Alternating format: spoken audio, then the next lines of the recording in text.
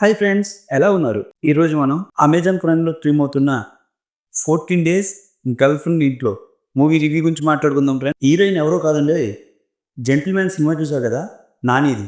ఆ మూవీలో సోడా బుడ్డి కళ్ళ తెలియకుండా క్యూట్గా ఉంటుంది కదా, ఆ పాప ఈ మూవీలో హీరోయిన్గా నటించింది. రివ్యూలోకి వెళ్లే ముందు మీరు ఇప్పటివరకు ఈ ఛానల్ని సబ్స్క్రైబ్ చేసుకోకపోతే సబ్స్క్రైబ్ చేసుకోండి ఫ్రెండ్స్. బేసిక్ స్టోరీ లైన్ విషయానికి వస్తే, గర్ల్ ఫ్రెండ్ ఇంటికి డేట్కి వెళ్ళిన హీరో ఆ ఇంట్లో ఇరుక్కుంటాడు. తర్వాత ఏం జరిగింది, ఆ ఇంటి నుండి బయటకు వచ్చాడా, ఎలా బయటకు వచ్చాడు, లేదంటే ఆ పేరెంట్స్కి దొరికిపోయాడా, అసలు 14 డేస్ ఎందుకు వండుకోవాల్సి వచ్చింది అన్నదే story line friend. Overall review విషయంకి వస్తే కాన్సెప్ట్ అయితే కొత్తగా ఉంది, స్టోరీని నెరేట్ చేసే విధానంలో అంత ఇంట్రెస్టింగ్గా లేదు అని. పాజిటివ్ విషయంకి వస్తే హీరోయిన్ చాలా క్యూట్గా ఉంది, హీరో కూడా బాగానే పెర్ఫార్మ్ చేశాడు. తీసుకున్న కాన్సెప్ట్ కొంత డిఫరెంట్గా ఉండి, స్టోరీ లైన్ గంటన్నరే ఉండటం వల్ల 90 మినిట్సే కదా చూసేద్దాం అనే ఫీలింగ్తోనే మూవీ మాత్రం చూడడం జరిగింది. మ్యూజిక్ అయితే మాత్రం ఇంప్రెసివ్గా ఉంది ఫ్రెండ్. ప్రొడక్షన్ వాల్యూస్ కూడా బాగానే ఉన్నాయి. నెగిటివ్ విషయంకి వస్తే, ఆ ఇంట్లో ఉండిపోయిన తర్వాత తప్పించుకుని చేసే ప్రయత్నాలు కొంతవరకు మనల్ని ఇంట్రెస్టింగ్గా చూపించుంటే బాగుండేది. తప్పించుకునే ప్రయత్నం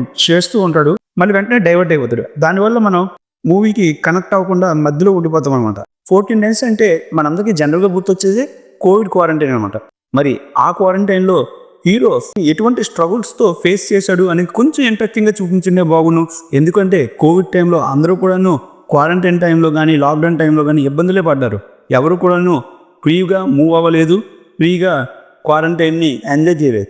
కానీ ఇక్కడ హీరోని ఒక నార్మల్గా ఎటువంటి ప్రాబ్లమ్స్ లేకుండా జస్ట్ ఏదో ఇంట్లో హోమ్ అరెస్ట్ అయిపోయాడు అనేటట్లుగా చూపించారు. కానీ కొంత స్ట్రగుల్ పడ్డాడు అనేటట్లు చూపించుంటే ఇంకా బాగుండేది అనిపించింది. బేసిక్ స్టోరీ మీదకి ఎక్కువ కాన్సన్ట్రేట్ చేయకపోవడం, మరియు ఏదో లాస్ట్లో ఎండ్ చేయాలి, ఈ లవ్ స్టోరీకి ఒక ఫుల్ స్టాప్ పెట్టాలి, అది కూడా ఒక మంచి ఎండింగ్ ఉండాలి అనేటట్లుగా ప్లాన్ చేసి ఆల్ ఆఫ్ సడన్గా ఇంద్రజ గారిని కానీ పేరెంట్స్కి తెలుసుకోవడం కానీ, నా ఇద్దరి లవ్ మధ్య ఒక చిన్న ఇష్యూతో ఆ లవ్ స్ట్రాంగ్గా ఉంది అని చూపించడం కానీ చేశారే తప్ప మనకి ఎక్కడా కూడా మూవీ కనెక్ట్ అయ్యేటట్లు లేకపోవడం ఈ మూవీలో బిగ్గెస్ట్ డ్రాబ్యాక్గా చెప్పుకోవచ్చు. ఓవరాల్గా ఏదో 90 మినిట్స్ అలా ఒకసారి చూసేద్దాం అనుకుంటే మాత్రం ఈ మూవీని ట్రై చేయొచ్చు. ఇది బిలో యావరేజ్ మూవీ. ఈ మూవీకి 1.75 అవుట్ ఆఫ్ 5 ఫ్రెండ్స్ నేను ఇచ్చే రేటింగ్. మీరు కనుక ఈ రివ్యూ చూసినాక మూవీని చూస్తే మీరు మళ్ళీ ఈ ఛానల్లోకి వచ్చి నా రివ్యూపై ఒపీనియన్ మాత్రం తెలియజేయడం మర్చిపోకండి.